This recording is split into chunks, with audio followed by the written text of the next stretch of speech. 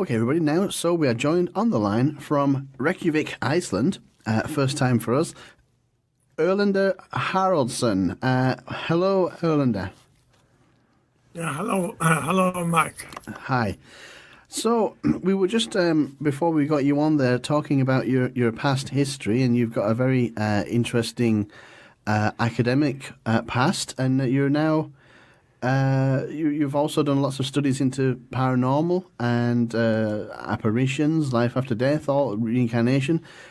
What got you interested into that? in the paranormal from an academic background? Well, I think maybe it comes from the fact that I studied in Germany, and I got acquainted with Professor Hans Bender, who was very interested in these subjects. And then one thing followed the other. Then I went later to the United States and studied with Rhine for some time. Then I went to the University of Virginia for an internship in clinical psychology. And there I met Ian Stevenson, who had been studying children who claim to remember past lives. Mm-hmm. And then after I got my position here in Iceland, I then also did some studies of the paranormal, apart from some other things I did. Mm-hmm. So I have been quite involved in this area for a long time. So as you've had your education in psychology, so this must have been a great help when dealing with people who were talking about having seen apparitions and ghosts and things like that. And you were given, you probably would have an idea of whether it was they had really seen something or that they were evaluate them more. Yeah, did it help with evaluation? Are you talking to me? Yes, yes, I am, sir. Yeah. My interest in this stemmed from a survey I did in Iceland, and in which it was a national survey with a large sample, over 900 people. And then it turned out that 31% of them claimed that they had at some time been in touch with someone who had died. Mm-hmm. Then there was also a few years later done a survey, what was called the European Value Survey. Mm-hmm. And it was done in most countries of Western Europe and also the United States. And then it turned out that 25% of the population of Europe, they answered yes to the question if they had ever felt close to someone who had died. So I wanted to know what kind of experience are people here reporting? How do they perceive the dead? Who are the dead? Under what circumstances do they have these experiences? And how long ago was this? Had the person just recently died, or was it further back, and so on? Yeah. So I had many questions about these experiences. And then we decided to make an interview study with people who claimed these experiences. And that is what I did. And that is what my book, The Departed Among the Living, is about. Mm-hmm. So, Erlendur, tell me, when you interviewed these people, I imagine that some of them, or maybe even most, maybe you'll tell us, were probably easily explained or didn't lack, maybe they lacked some kind of evidence, but were some of the accounts unexplainable? Well,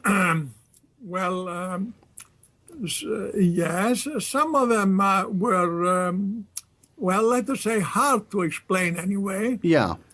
Yes, and yes, some of them were very striking. For example, there were several instances of people who had experience of some person as a dead person, and then they learned perhaps later in the day or the next day that this person had just passed away. Yes, that's quite common actually. I've heard of a few people. That's quite common. And in fact, every seventh case of the kind that we gathered was about experiences that occurred at the time or close to the time when someone died. And these experiences were often, quite often verified by someone who had been present, or someone who the person who had the experience had told about it before they learned that the person had died.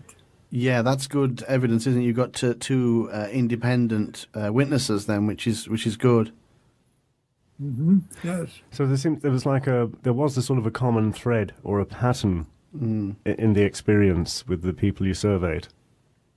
Yes, there was. Yes. Then there were some other interesting features of these cases. For example, that about half of the persons who were seen or observed as dead, they were relatives. And so the relatives we wouldn't usually call ghosts, do we? But these were close relatives. But about 1/4 of the cases were of strangers, people that the perceiver had just perhaps heard about but didn't know. So it was a stranger to him. And that is a high percentage, 26%. And when we analyzed these particular cases, we noticed that a large proportion of them had suffered a violent death. Oh, interesting. Yes, they had died either in accidents or in some other violent way. And violent death plays a fairly large role in cases of this kind that people experience. And yes, it seems that those who die violently, they are more likely to appear to other people than those who die on their sickbed. Yes, yeah. Yes, because I also compared the percentage of those who die in our population of the dead, let us say. There were about 28, 29% who had died violently. But in the population of the same age groups, only about 7%, 6 to 7% had died violently. So violent death is an important feature of these cases, and it seems to, make this appearances more frequent. Do you have any theories, Erlendur, on why violent deaths would incur more of these apparitions, if that's the word? Well, there might be different theories about it. It depends on whether you assume that we are here having observing experiences of people who had died. I mean, it's a contact with the dead, or if you think that this is some kind of a telepathic experience that the person who has it is experiencing. But if we take the first alternative, that these are real experiences, then it wouldn't surprise us to expect that a person who dies violently, and that almost always means dying suddenly and unexpectedly and at a rather young age. That such person would be more interested in communicating with the living than persons who would die a normal death and the often deaths sickness that took some time to develop. Yeah. So that, that looks rather reasonable. Yeah, I assume because if they're sick, they've got time to say goodbye, and if they're Yes, in their later years, they've talked to everybody they need to talk to. Goodbye, and to adjust to the fact that they are dying, and so on. Yes. Then maybe I should tell you that there have been done. I told you about the European value study. It was done in most countries of Western Europe, and among them was the United Kingdom and Ireland. So the figure for the United Kingdom was that 26% of this large representative sample reported an experience of someone who had died, and 16% in Ireland. Ireland was rather low. That's interesting because Ireland's a relatively religious country and England is predominantly not. You would think it would be the other way. Yes. I really don't understand this difference, because this was the mean for Europe was 25%. So Ireland was a bit low, but there were countries that were lower, and that were like Norway and Denmark, which are closely related to the Icelanders, and still they are the lowest, whereas the Icelanders are the highest along with the Italians. Interesting. So there are considerable national differences here. Do you think it's because of the environment, religion or the culture, or do you think there's something else? Well, I think it is hard to find a really good explanation. For example, the Italians are Catholic, so are the Irish. And one is among the highest, the other is among the lowest. Yeah. And the Icelanders are Protestants, whereas the Danes and the Norwegians are also Protestants. So that doesn't indicate that religion is an important factor here. Actually, that would tie in with something. It was only a conversation I had yesterday with a medium. Yeah. And she was saying to me that if it's to be believed, the afterlife and everything else, what happens with religious countries like Ireland is when somebody dies and they move on, and it's not what they expect it to be, it's not what they've been taught is going to happen when they die. Yeah. And that's why they're all over the place in spirit form and and not moving on and appearing because they're expecting this was the pearly gates and they get something else. Maybe. They're expecting pearly gates and they don't see them, and it's the shock of not seeing them, so they don't move on properly. And this is how a medium explained it to me. But then that still doesn't explain what Erlendur is saying about Italy being about as Catholic gets, having a high percentage, and Ireland, also Catholic, having a low one. It doesn't really add up, does it? It doesn't. It is a bit of a mystery. Did you ever come up with a conclusion, Erlendur, or does it remain a mystery?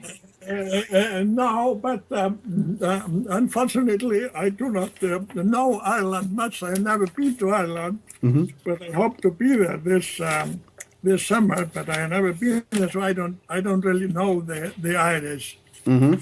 But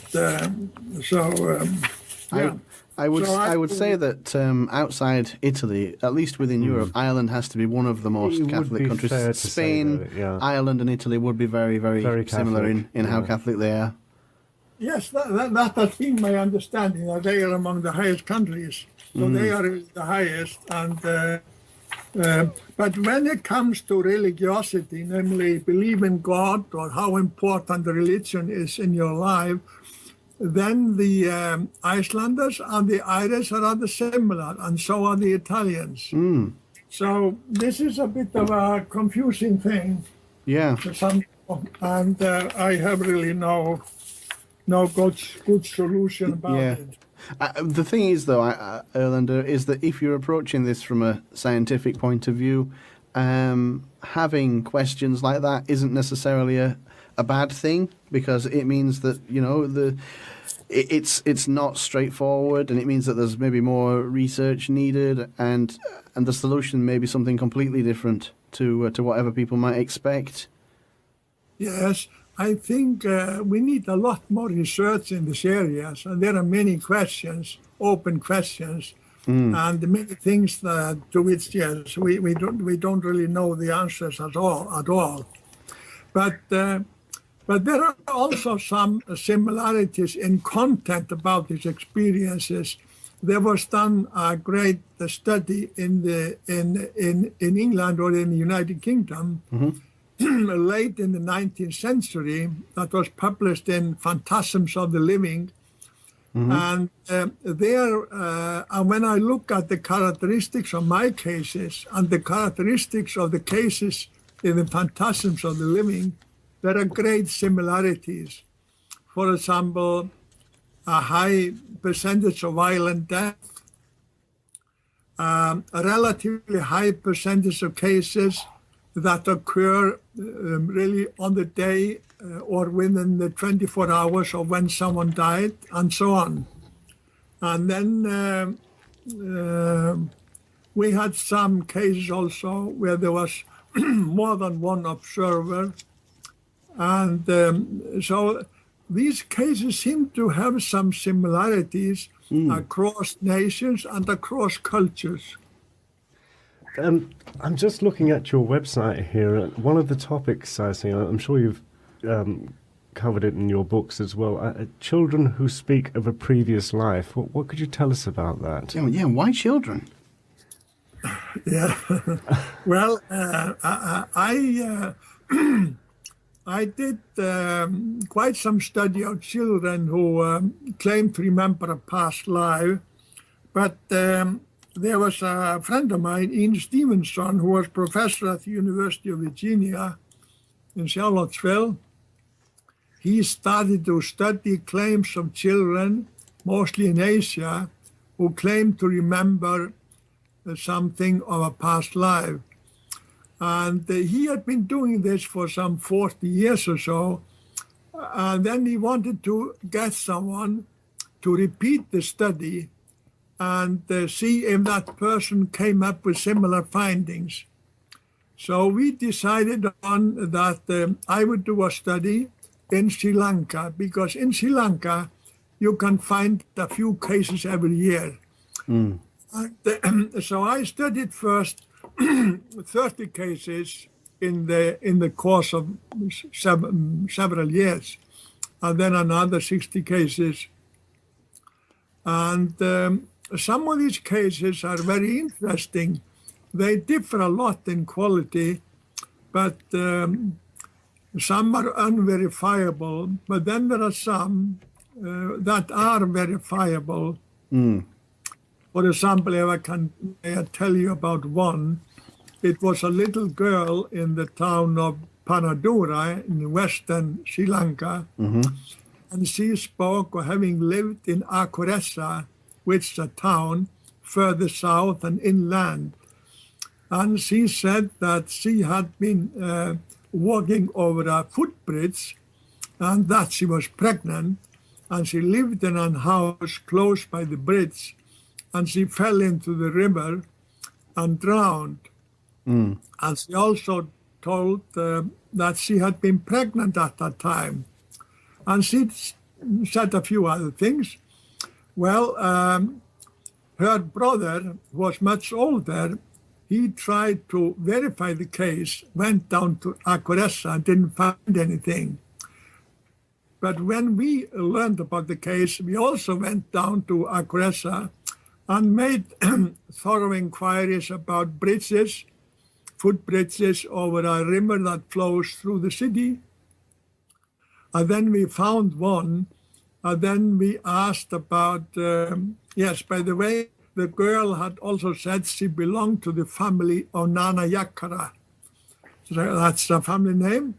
So we asked at one of the bridges if there was a family by the name of Nana Yakara close by. And we were said, yes, there is one here very close by. So we went to that house of the Nana Yakaras, and then we asked them if they knew of anyone who had drowned when trying to walk over the bridge. And then they told us that their daughter-in-law had been crossing the bridge and fell into the river and drowned. And that young woman, she had been pregnant. Wow. So, we had quite a few cases of this kind where, which can be verified and for which there is no easy, normal explanation. I suppose, Erlendur, the only explanation for it would be, could she maybe have found out about this incident already, heard about it somewhere else? You know, maybe she overheard a conversation and it sank into her subconscious, maybe? Yes. Well, we would always check for that very carefully. But the girl had never been to Aggressa.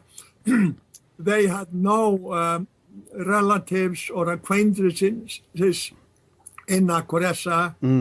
Only her brother had been there to make these inquiries after the girl had been talking about it for some time. Yes. And we got her statements about what she remembered, all of them, before we could... before we attempted to verify them. And we couldn't find anything to indicate that she knew anything about anyone living in Aggressa. Well, I also... Yeah. I was watching something about that yesterday as well. I also noticed that there was a short video on YouTube. You get very young children of 4 or 5 reciting long, complicated poems and songs and things like that they couldn't possibly know. I mean, they're doing it before they've even really learned to read. Have you come across that, Erlendur? No, I didn't come across any of that. There was one young boy who claimed to have been a monk, an abbot in his previous life, and he was able to recite some, they call it stanzas, some sort of kind of psalms, which was unclear how he could have learned. But that was all that I found. No. Were there very many of these cases of children remembering past lives? Could you put a number on it? Yes, there are. They are really scattered around the world. They can be found much in Asia, where of course there is a widespread belief in reincarnation. But also some can be found in Christian countries. Also in Sri Lanka, where I studied them, some of the cases were not of Buddhist families, but of Christian families, or even of Muslim families. And I also studied cases in Lebanon, among the Jewish population in Lebanon. And there have also been found at least 2 Christian cases. So religion the religion definitely plays a role, but there are some cases that are found in families where there is no religious support of the idea. Erlendur, there is a theory I've heard talked about on some TV programs and on the internet. The theory is that, now it is only a theory, we can't prove this, but there's some evidence for it, that all of our memories that we call our memories are actually, for want of a better word, floating around out there, and that when we need them, we recall them and they come back to us. Because I've heard numerous accounts of people who've maybe had a bang on their head, or they've been in a coma, and they wake up and they're speaking with another another language that they've never spoken before. I heard one the other day, somebody woke up speaking Polish. A friend of mine's wife, who I know personally, she was in a coma. She woke up speaking with a Manchester accent from the north of England, and she from the south of England. And this argument is used to try and explain these kinds of happenings. Could that theory fit what you're saying? Because if these memories are out there, maybe these people are recalling a memory which belongs to someone else. Well, that has been speculated upon, of course. But yes, but in the case of children, they usually start to talk about a past life at a very early age, like the mean is about 2.5 years. Wow. So they start to speak about it almost as soon as they can speak. Yeah. And that is interesting. They are not reported to having had any bang on their head or anything like that. Mm-hmm. It seems to come spontaneously from them. And many of them are very insistent about it. And not only that they speak about these memories, but they often request that they can go to their previous homes, or that their parents help them to find their previous home. Sometimes they will say where they had lived, in fact, quite often. They will even say that they could show the way. Mm-hmm. Well, often people ignore that and do not respond to their requests, but sometimes they do. And then in some instances, the children are able to find their previous homes. In other instances, not. And I have investigated some cases where people has been able to show the way to the place where they lived, and then when inquiries were made, a family was found who had a family member who had lived the kind of life that the child had been talking about. And by the way, these children, they speak primarily about having suffered a violent death. About 70-80% or 60-70-80%, depending on the country, speak about how they died. Like this woman, Nana Yakar, I told you about, she spoke about how she had fallen into a river and drowned. It's interesting that the statistics should match very similar the apparition statistics, that the more violent the death, the more likely the projection of the memory might be. Erlendur, I had an experience once when I was about maybe 20, maybe 19 years old, which is kind of related to what you're saying. I was once driving along a road, and we were in the middle of somewhere, nowhere really, and I know I had never been there before. I was in somebody else's car as a passenger, and I saw a sign that said, "You are now entering this particular village." And we couldn't see the village from where we were. It was just the entrance sign. And I had a memory of what this village looked like. And it was a very unusual village.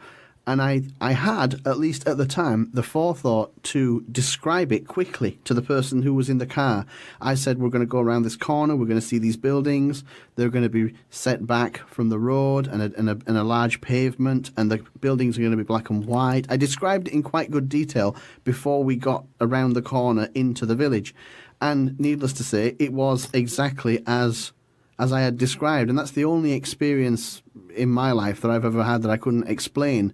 And that it wasn't there wasn't a person involved. It was more of a place. But that to me was odd, very unusual. Yeah, well, very interesting. But if it has anything to do with the past life, there's no way for me to tell. No. Erlendur, I must say it was quite a coincidence when Mark booked you to see on your website a name I haven't heard of in a number of years, but my parents were devotees for a time in London, and I attended numerous prayer meetings of a man called Sai Baba. Yes. I didn't realize that you were... Aware or an investigator of the miracles, shall we say, of Sai Baba. He's passed on now, I know, last year or the year before. Yeah, How did you get involved in Sai Baba? Well, I was in India in the early 70s with an American colleague, Karlis Osis, and we were there to make a major study of deathbed visions, which, by the way, was also done in the United States around the same time.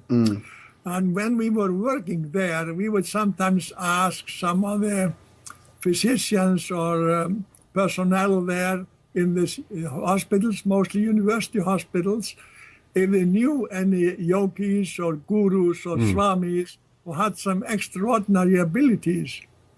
And then a few names came up, but more often than any other name was the name of Sai Baba. And then soon we met people who had had a personal encounter with him, and we had more and more stories about him. So we became interested in him.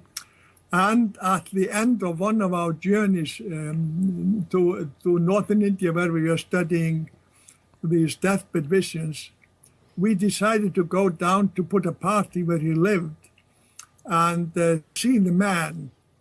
And we did. And that was the beginning of my involvement with Sai Baba.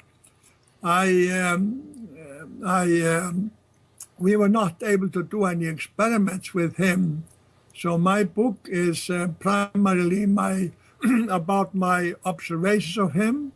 And then I interviewed a great number of people, both his devotees and his critics and his casual and the casual visitors and so on. So I spent a lot of time studying Sai Baba, and I wrote in the end a book about him. Miracles are my visiting cards, or in America it was published as Modern Miracles. So I became quite involved with the study of the phenomena of Sai Baba. And he was really very remarkable. And there were claims of paranormal phenomena or miracles, if you like, that are very unique, and some of them even that look like the miracles described in the New Testament. He had a reputation for materializing medals and pieces of jewelry. Well, that was a daily occurrence that he will materialize or produce somehow little gifts that he would give to people. They might be rings or pendants or fruits or sweets or various, great variety of things. And he would, one thing was very striking, that he would do this so often. I think my estimate was that he might produce like 20 every day. And that was just day after day, week after week, month after month, year after year. And he gave all this material away. But then, of course, magicians, they can sort of let appear in their hands various things. Yeah, of course. Easily, yes, but they don't give it away. They do not give away gold ring and jewelry. And, good point. Oh, interesting. Yeah, that is interesting. We looked when Basil mentioned Sai Baba to me. I hadn't heard of him, and I looked on YouTube and I saw some videos about him, and they were basically all saying that it was just sleight of hand, magic trickery, and he was using ash pills and palming, I think it's called, palming jewelry. Yes. And it did look pretty convincing, the video. It did look like it was a hoax. Think, unfortunately, the critics, and I have studied them very carefully and interviewed some of them, his most severe critics, as far as the normal explanation is concerned, have never really come close to him. They have never observed him. They have never bothered to look at the whole evidence, not just individual single instances. So maybe it was all trickery, but then it was a trickery of a greater kind than we have ever seen by any magicians before. As you say, sometimes also he would produce things like on the spur of the moment, and so it was like a response to something that came up in the conversation. Like I remember once when we were trying to get him involved in experiments, and he always wanted to talk about the religion and the religious life and so on. But we were, of course, interested in experiments and in the scientific view. And then he said at one time that daily life and spiritual life should be like a double rudraksha. Well, I had never heard what a rudraksha is. And my colleague Karlis Osis didn't know what a rudraksha is. And so I asked them, what is rudraksha? What's a double rudraksha? And he tried to explain, but couldn't do it. And our interpreter couldn't understand it, couldn't explain it either. But I was very insistent on this and asked him some 3-4 times. So in the end, he seems to lose patience and then just waved his hand and said, and opened the palm and showed me, this is it. And then there was a rudraksha in his palm. So sometimes these things seem to appear spontaneously. What is a rudraksha? That's what is? Yes, well, you asked like I did. A rudraksha is a kernel of a fruit, like a stone in a plum. And but the rudraksha is a very famous kernel of fruit in India, and because it has a hole through the middle of it. And when you see these holy men in India, they always have a garland of rudrakshas. So there is some religious meaning of a rudraksha, which I was not aware of at that time. Well, then there are also many instances about Sai Baba. You mentioned Vibhuti. He creates. I should just point out the bhuti is the or rebhuti is the powder that he. Oh, what's the? How could you say? It just seems to. Ash. It's a powder. It just it emanates from him. I don't know where it comes from. I just want to point out what that is. The Vibhuti serves a similar role in Hinduism as the bread or the wine in Christianity. And he often produces this more often than anything else and gives it to people very freely. But sometimes this Vibhuti appears on like photos of him or other holy men or deities. And in an inexplicable way. And I have visited many such places in India, in Sri Lanka, even in England, in London, and in the United States. And sometimes even, well, I can tell you one story. I was once going to Sri Lanka, but I had to stop in Lebanon, and I hadn't had a time to get my visa for Sri Lanka here in Iceland, because then I had to get it from Stockholm. So I decided to get my visa for Sri Lanka in the embassy in Beirut. So I went there, filled out the form, and they told me if I had patience, I could wait for it. And then after a while, one of the secretaries came and told me the consul would like to see me. And so I went to see the consul, and then he was with my passport in his hand and said, "Your name sounds familiar to me. Did you not write a book about Sai Baba?" Yes, I had read the book. Then he told me, then I must tell you something about something that happened to me. He told me that he had a daughter. This was an elderly man, I think about 60 or a little older. And she had at that time been very sick, and he feared about her life.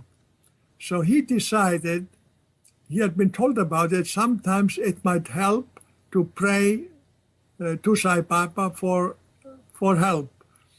And he did that, and his daughter recovered for whatever reason.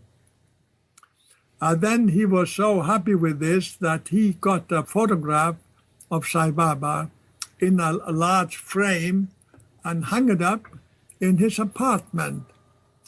And then he told me soon after that, there started to come some dust on the cover of the photo, and he told me, "I live upstairs in this building. Would you like to see it?" So he invited me up to his apartment, and there in his bedroom, opposite to his bed, was a large frame photograph of Sai Baba. With the photograph and the glass and the frame. And then I saw that on the glass were streaks of vibhuti on it, but also between the glass and the photo. And he told me he had never opened the frame, so it was a mystery to him how this had happened.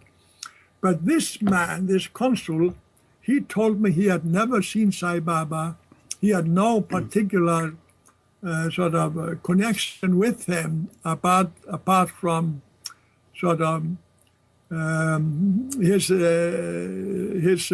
praying for help at one time and being impressed with Sai Baba since. So how did this happen? Such a long distance. And there are many distance phenomena like that. And those who say that this is all easily explainable, I think they do not consider, they do not look at the full picture. They just take one or two little instances which may be explained easily. Erlendur, I have one traditionally awkward question. If he was capable of generating matter of some description, such as this dust or jewelry or watches, did he ever create something bigger than you could fit in your hand?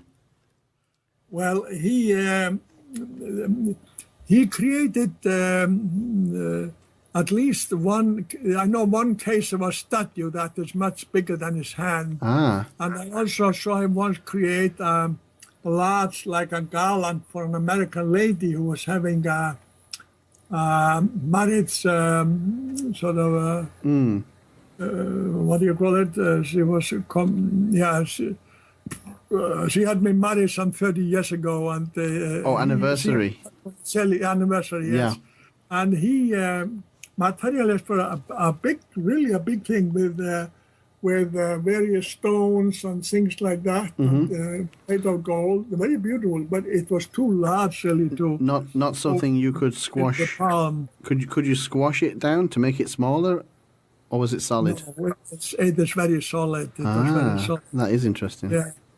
And sometimes also he will, and I noticed that, he will ask someone to hold the palms together and then sort of have an open hand, and then he would sort of move his fingers a bit, and then it become full of some sweet, which is more than he could keep in his own hand, and then he would give that sweet to all the people around.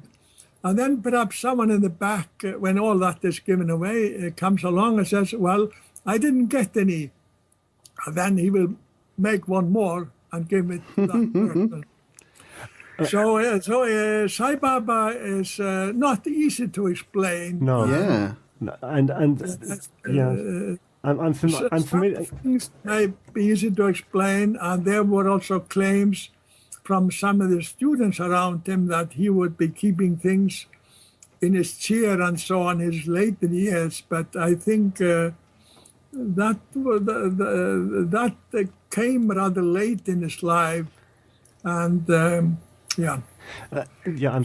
familiar with many of those stories, because although I had never witnessed Sai Baba, at the meetings I used to go to would be perhaps, I don't know what you call it, a disciple, and they would carry out many of the same miracles and things. But I'm just wondering, was there ever a study done on the Babuti by a laboratory or anything to find out what it was exactly? Yes. Well, I had the Vibhuti chemically analyzed, and there is nothing mysterious about it. It is primarily silicon. It's like a desert sand. Vibhuti really stems from the, what do you call, the excrete or the shit of the cow. And when it is burned, then ash is left, and that's Vibhuti. Interesting. And it is... There's nothing mysterious about it.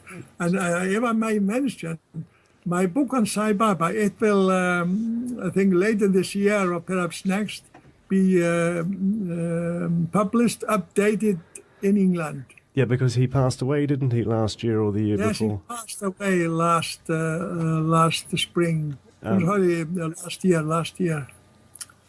Yes. But I think he had predicted an age for his death, but I don't think it was the age he died, if I remember. He predicted his age, that he would die around 1920, 21, and but that didn't turn out to be his case. He died 10 years too early for that. That's right. So what was your, I mean, you were there and you saw him. What was your feeling on the whole thing about him?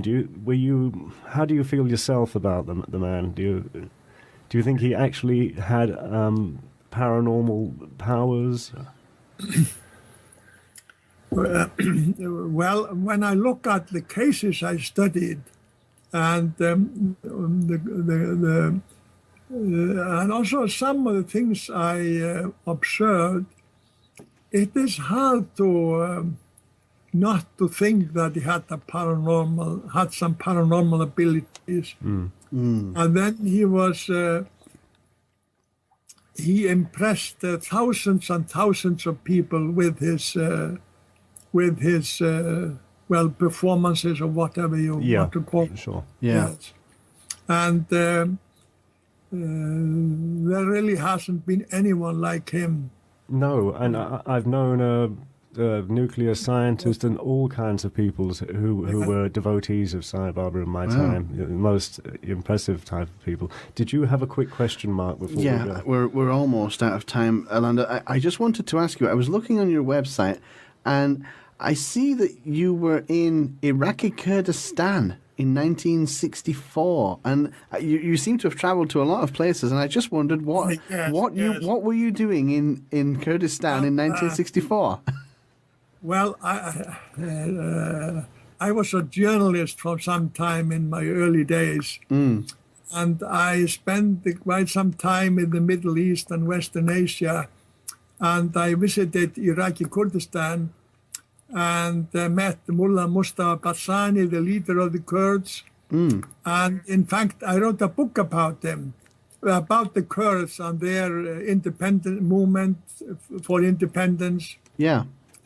And in the mid 60s. So I became very knowledgeable about the history of the Kurds and their political situation and so on. and came to know most of their leaders, and so on.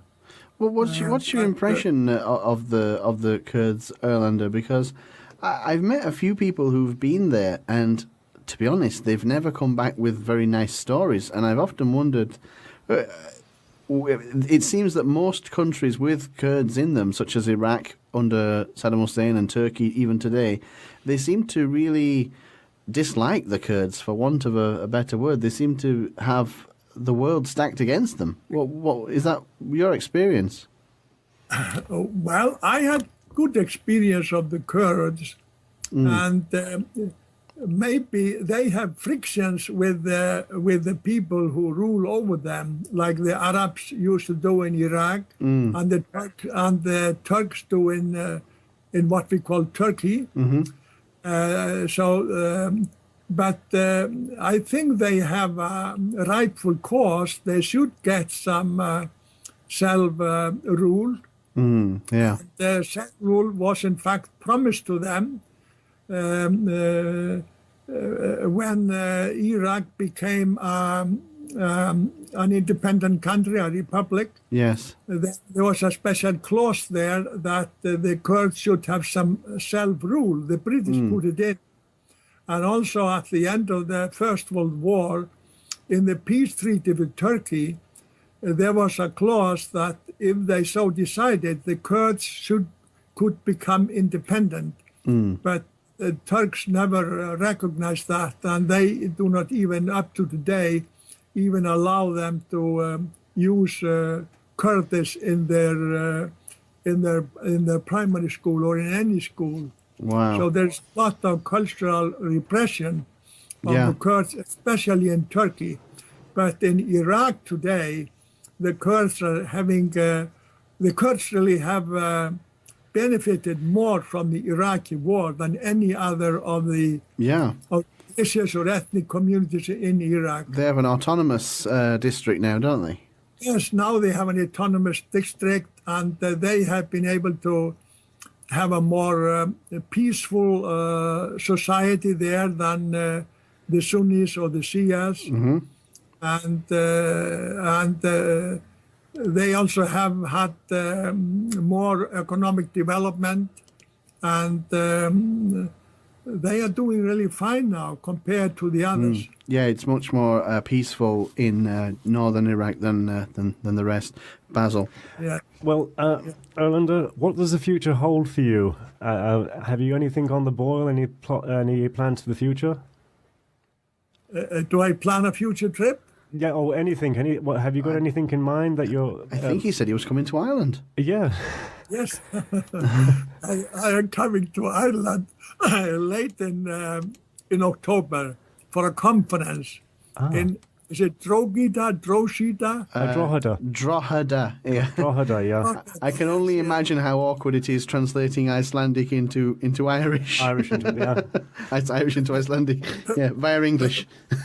By the way, we have in Icelandic quite a few words, Celtic, Gaelic words. Yeah. Because about 1/3 of the settlers of Iceland, somewhere between 1/4 and 1/3, were people from Ireland and Scotland. That's not well known, but genetic studies have revealed that, and also a closer view at our sagas. Well, where we're located in Wexford, the Viking name I think is Visfjord. Or Weissfjord, something like it's from it's got fjord in the name. It's obviously a Nordic name. What is the conference in Drogheda? Yeah, what is that? It is a conference run by this Scientific and Medical Network and the Society for Scientific Exploration. Oh. But I'm not sure about what the title of it is. Yeah. But if you look up like Scientific and Medical Network, you can find out about it. Interesting. And that last book you've written as well. My last book is this The Departed Among the Living. that was published by White Crow Books. White Crow Books, and it was published just last May. Ah. A very interesting book where I go into detail about these encounters with the dead and give excerpts of some at least 350 cases and talk about the different their characteristics and how we were able to verify some and how we did that and so on. And then also in the end I sort of summarized some arguments both against life after death and for life after death. Among them, of course, are these encounters with the dead, but also near-death experiences and deathbed visions, and of course these memories that some of the children have about a past life, which by the way is a very rare phenomenon. Even in Sri Lanka, with a population of 18 million, we were able to find about 5 cases each year. So it's not a common phenomenon. Right. Interesting. And did I hear you mention you'll be amending or updating the Sai Baba book as well? Excuse me? Are you doing an update on the Sai Baba book? Are you? Yes, I am doing an update on my Sai Baba book. I hope to have it finished by the end of this year. And then another book, At the Hour of Death, that I wrote with Karlis Osis on our study of deathbed visions. It will also be republished later this year. So I have a lot of things to do. You have. It's been such a pleasure speaking to you today. So we're very honoured to have you on. I hope we can speak to you again in the future, because we really didn't cover everything we wanted to in the depth that we wanted to. Yes. It would be wonderful. We could also talk a lot almost about each of these subjects, about encounters with the dead, about reincarnation memories, and so on and so forth. Yeah, wow. Any one of them you could do an hour on, but thank you so much, sir, for giving us your time today. I found the website. It's scientificexploration.org. There's a 2012 meeting, October 18th to 21st in Ireland. I think that's the one that you're attending. Yes. Are you speaking there, Erlendur, or are you just attending? Yes, I will be speaking there. Oh, excellent, excellent. So if anybody wants to catch up with you, that's where they can see you. Well, I'd like to go up. And your book is on Amazon, I assume? Yes, it is available on Amazon. Both, yes, of course. Excellent. Yes, and and it has got very good reviews. If you look on the back of it, you find that some people have spoken very highly of it. Excellent. I'm sure it's very good. I'm not surprised. Thank you once more, Erlendur, for coming on the show. We're going to wrap up there. We've come to the end. It's been very interesting, fascinating stuff. Yeah. And I must admit, I was surprised at what you had to say about Sai Baba. I had him down as 100% magician, but we shall see. Well, that's a tricky one, Mark. Yeah. But thank you, Erlendur, and we hope to get you on again. Yeah. Well, thank you very much. Nice talking to you. Thanks, Erlendur. Bye-bye. Have a good day, sir. Bye-bye. Bye-bye. Thank you. Wow. That was Erlendur Haraldsson. I can't believe I got his name right every time. I enjoyed that. That was interesting. It was coincidental for me. Yeah, it was, considering you knew a little bit about that, you dark horse. I know, yeah. You know, but I didn't realise when you booked him. No. Well, neither did I. I thought it was all apparitions, life after death. Life after death. I missed that because I skimmed over it. Of course, to you, it leapt off the page. Oh, wow. So you're not only a psychic today, you're also a cultist. Yeah. Wow. If you'd like to call him a cultist. David Copperfield. Anyway. I'm also, what was the other thing I was today? Native American wisdom... Really? Admirer. Admirer? .com, yeah. Yeah. Hey, by the way, thanks everybody who liked us on the Facebook page. Yeah, keep on keeping on. Yeah, keep on doing that. And to any new listeners, come and say hello to us. We always love to hear from you. Why not? Come to the group. Search for Alternative Future Radio on Facebook. You'll find the group. Join the group. Post in the group. Like the group. Yeah, come talk to us. Yeah, we'll listen.